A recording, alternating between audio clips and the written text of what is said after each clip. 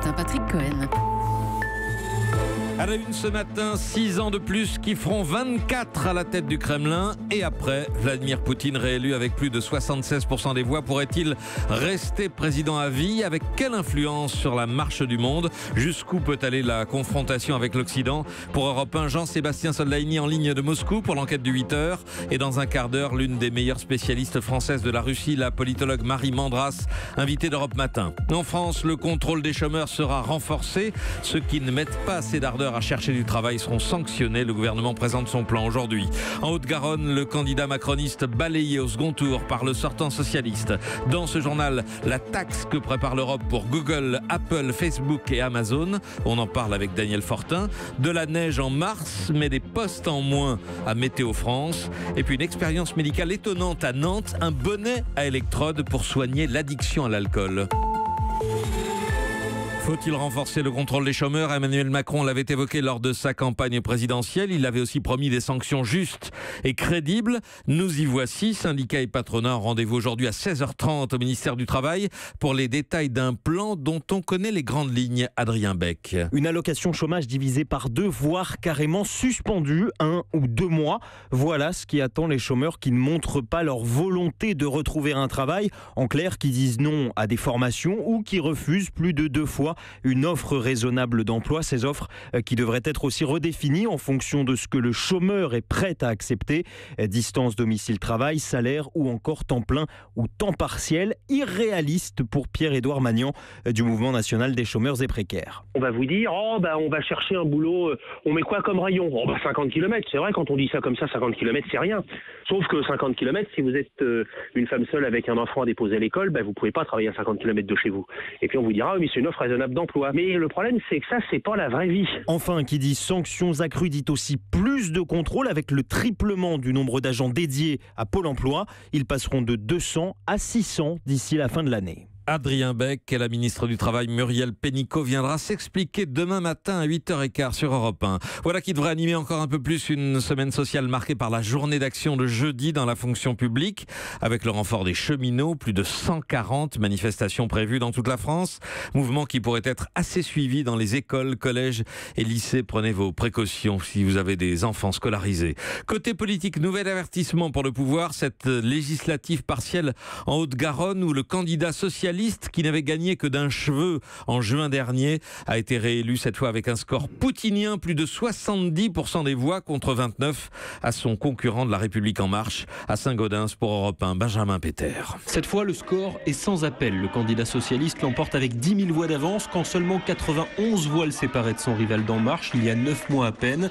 Pour Jean-Paul, militant depuis l'âge de 16 ans, c'est la preuve que le PS n'est pas mort. Vu la conjoncture actuelle, quand on voit la misère qu'il y a partout, je pense qu'il y a une grande place pour le Parti socialiste. Joël Avirani reste donc le dernier député socialiste dans ce département de la Haute-Garonne. Pour lui, c'est un premier pas vers la reconquête. Je ne sais pas si je suis un miraculé.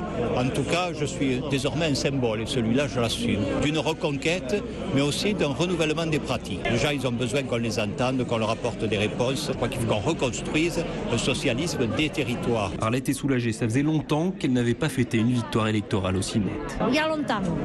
Mais je pense que maintenant, avec l'élection d'Olivier Faure aussi, ça va donner un coup de punch et ça va redémarrer. C'est une bonne semaine. Et dans ce département où les militants ont voté à plus de 75% pour Olivier Faure au poste de premier secrétaire jeudi, tous rêvent désormais de renaissance. Saint-Gaudens, Benjamin Péter, Europe 1. Dans le Loiret, même scénario, mais cette fois face à un candidat LR qui au premier tour fait presque le double de voix que sa concurrente macroniste. À Mayotte, sans surprise, les 2 finalistes de 2017 sont qualifiés pour le second tour, mais avec un taux d'abstention de près de 70%. Et puis en Nouvelle-Calédonie, on l'apprend à l'instant, le référendum sur l'indépendance aura lieu le 4 novembre prochain. Europe 1, il est 8h04. Il a mis de l'ordre dans son pays, redonné de la fierté aux Russes. Il a étouffé l'opposition, muselé les médias, conduit 4 guerres, annexé la Crimée. Il a bousculé l'ordre mondial. Et on sait désormais que son règne va durer au moins un quart de siècle. Vladimir Poutine vient d'être réélu en Russie dès le premier tour pour 6 ans supplémentaires, avec plus de 76% des voix et une participation d'un peu plus de 67%. Mais pour le champion d'échecs et dissident Garry Kasparov, il faut arrêter de parler d'élections. Stop calling it elections. It's a charade. It's the only vote that matters in a dictatorship like Russia is Putin's vote. So you're right showing him voting for himself and that's it. Pas d'élection, c'est une mascarade. La seule voix qui compte dans une dictature comme la Russie, c'est celle de Poutine. Garry Kasparov cette nuit sur la chaîne américaine ABC. En théorie donc, selon la Constitution, ce sera le dernier mandat de Poutine. Est-ce bien sûr? C'est l'enquête du 8h. Bonjour Jean-Sébastien Soldaini.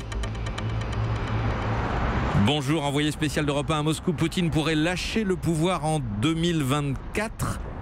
Eh bien, c'est ce qu'il laisse entendre à son entourage, mais il sait que de nombreux problèmes se posent. Le premier, c'est la bataille d'héritage qui se profile s'il s'en va purement et simplement en 2024. S'il désigne un successeur, il a 6 ans pour le former. C'est court parce qu'une seule personne doit apprendre à gérer tous les pouvoirs concentrés aujourd'hui entre les mains de Vladimir Poutine. Mais le problème majeur, c'est ce qu'Alla Chevelkina, observatrice de la vie politique russe, appelle le Poutine collectif.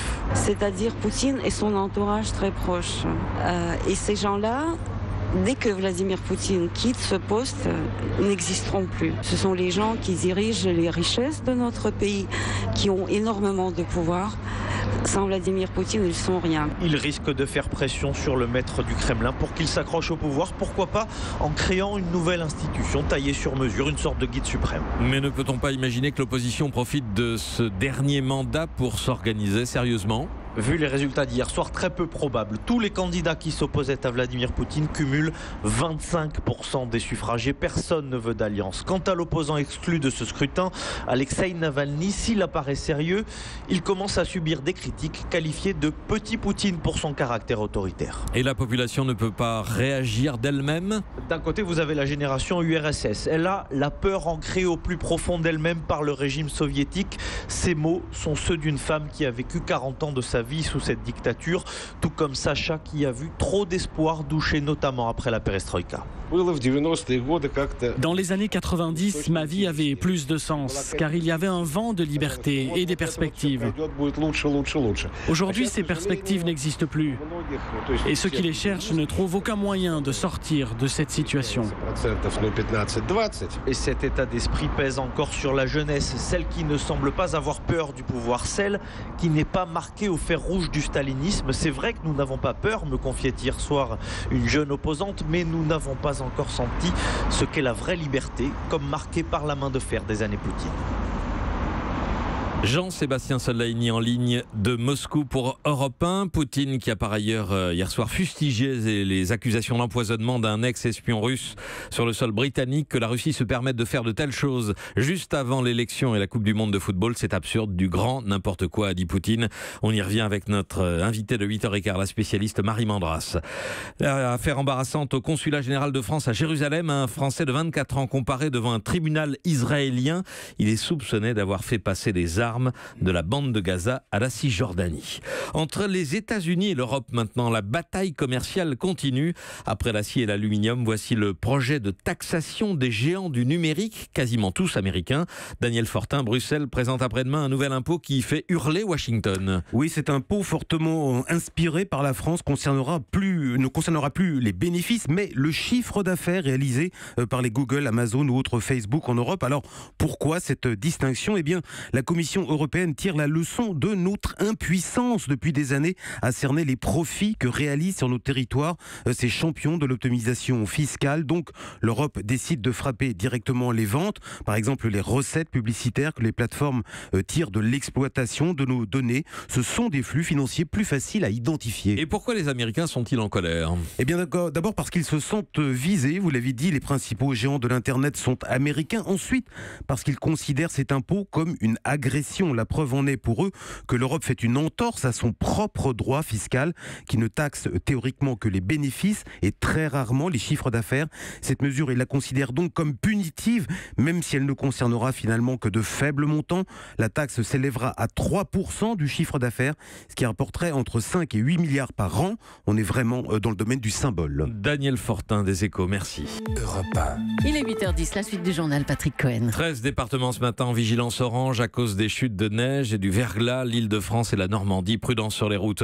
Au même moment, un avis de tempête est annoncé sur Météo France où un plan de 500 suppressions de postes en 4 ans a été présenté au sein de l'établissement public. Des antennes locales doivent être fermées, remplacées par des modèles informatiques. Hélène Terzian. Prévoir la pluie et le beau temps, les machines aussi savent le faire en fermant la majorité de ces antennes locales. Météo France compte sur l'automatisation de ces prévisions et donc la fin des expertises personnalisées sur le territoire. Mais pour Liénor Feuga, prévisionniste régionale du syndicat solidaire, une machine ne pourra jamais remplacer l'œil humain. Courant du mois de février, on a eu des chassés-croisés sur la route des vacances. Il a neigé jusqu'à Grenoble et jusqu'à Chambéry, alors que les modèles prévoyaient une limite pluie-neige à 1000 mètres d'altitude. Et ça, il n'y a que l'expertise locale qui est capable d'anticiper ce phénomène-là. Un inconvénient aussi pour les professions qui font appel à ces antennes locales au quotidien. C'est le cas de Fabrice Bouscati, gestionnaire routier au conseil départemental du Cantal. Selon l'heure à laquelle on nous annonce un phénomène neigeux, ça n'a pas tout à fait les mêmes conséquences si ça se produit à 10h du matin ou à 16h le soir au moment des retours des transports scolaires par exemple. Et ça, c'est pas négligeable. 500 postes seront supprimés d'ici 4 ans, mais personne ne partira de manière forcée, assure Météo France,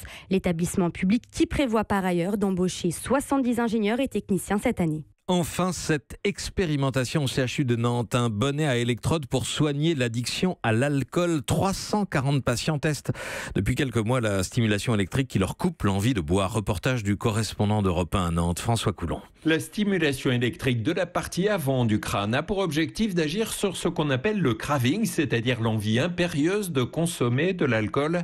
Le docteur Clémence Cabelguen, psychiatre. Là, on a 2 électrodes sur le bonnet au niveau de la tête du patient. Vous ressentez quoi? Des très légers picotements. C'est un courant de très faible intensité, de 1 à 2 milliampères. L'électrostimulation va venir moduler cet emballement des circuits de la récompense qu'on retrouve dans les consommations irrépressibles d'alcool. 10 séances de 13 minutes sur 5 jours et des résultats extrêmement prometteurs pour Louis et Marie-Christine. Je n'ai aucune sensation de manque, aucune envie. Et ce bonnet vous paraît magique, entre guillemets? Je trouve ça révolutionnaire. Le fait que ce soit sans effort, c'est spectaculaire. Je bois plus, l'envie est passée sans m'en rendre compte finalement. Je trouve ça merveilleux, parce que je vois des gens qui luttent et pour l'instant, je n'ai pas de combat à mener. C'est extraordinaire ce qui m'arrive. Aucun effet secondaire. Louis, dépendant depuis 10 ans, avait tout tenté. Il est bluffé. Plus de 300 patients ont contacté le CHU de Nantes pour tester le bonnet à électrode. Nantes, François Coulon, Europe 1. On a enfin appris la mort hier soir de Geneviève Fontanelle, grande comédienne de théâtre qui avait aussi été vue souvent au cinéma, L'homme qui aimait les femmes de Truffaut, Le singe en hiver de Verneuil, ou notre histoire de Bertrand Blier. Geneviève Fontanelle avait 81 ans. Europe 1.